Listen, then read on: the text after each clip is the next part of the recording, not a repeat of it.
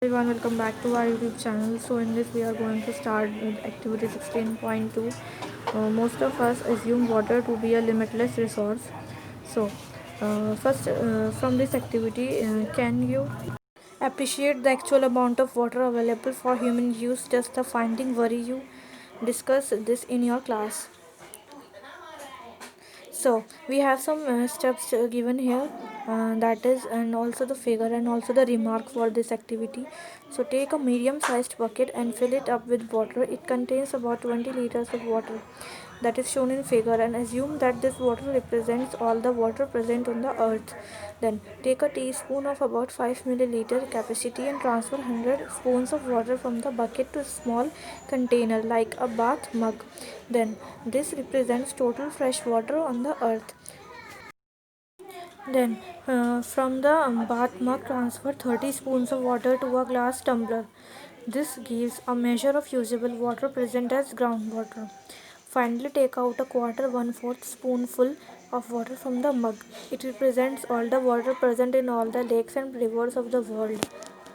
What we have to do in this, we have to take a medium sized bucket and we have to fill this with water. Then it contains about 20 liters of water, and that is shown in figure. Then we have to assume that this water represents water present on earth.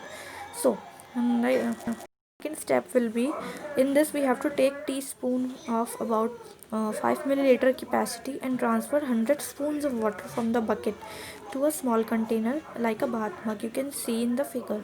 So we will represent the total fresh water on the earth in this.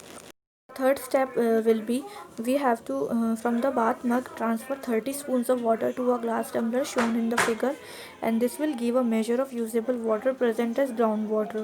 Then the last step will be, finally we have to take quarter 1/4 spoonful of water from the mug, and it will represent all the water present in all the lakes and rivers of the world.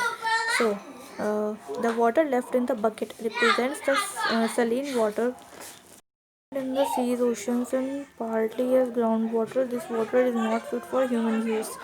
The water left in the bath mug represents the water which is present in the frozen in glaciers, ice caps, and permanent snow, again not available readily. So Bhuja wondered about the alarmingly small quantity of water available for our use. Then Paheli quickly calculated and found that this amount was roughly 0.006% of all water found on the earth.